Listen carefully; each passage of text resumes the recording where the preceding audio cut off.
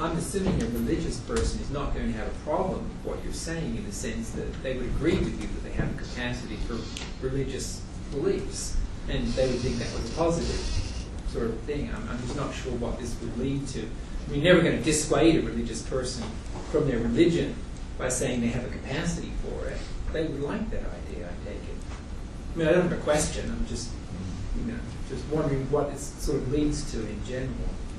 I'm not going to feel that. I mean, they're going to feel that their religion is justified and true, and nothing you say would obviously dissuade them of the truthfulness of their religion.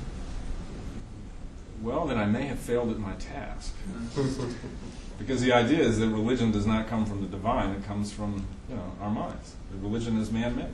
Yeah, but just because you had instincts within you to believe in a religion doesn't necessarily dissuade anyone from the fact that religion is true.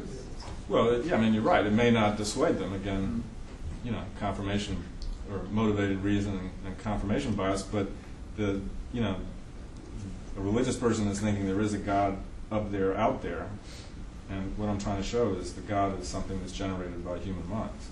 Supernatural being is something that's generated by human minds.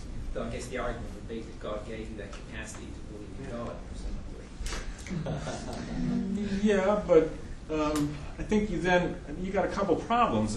Then there's the infinite regress of who designed God, but you've got a little bit of a problem. Is when did this happen? I mean, human evolution. We just take human evolution. It's 5 million years. And so for 5 million years, we, lived as, not very smart apes in Africa. And somewhere along the line, God waited for,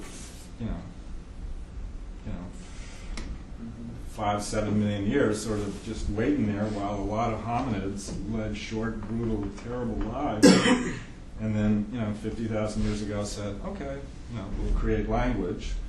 And with the language capacity, of course, increasing the ability to generate, an awareness or a belief in him. I mean, I think you got a problem there. As opposed to you had those millions of years where these cognitive mechanisms evolved to help us live effectively and cooperate.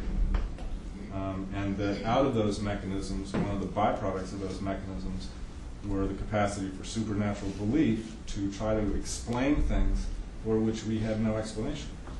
I mean, religions, most religions historically have been basically cosmologies and biologies. Explanations of the universe and its origins, or explanations of animals and of humans. And what you now have, what we're all privileged to have in the 20th century, is science. Science has slowly, basically destroyed the main reason for religion historically as an explanation for cosmology and biology. You no longer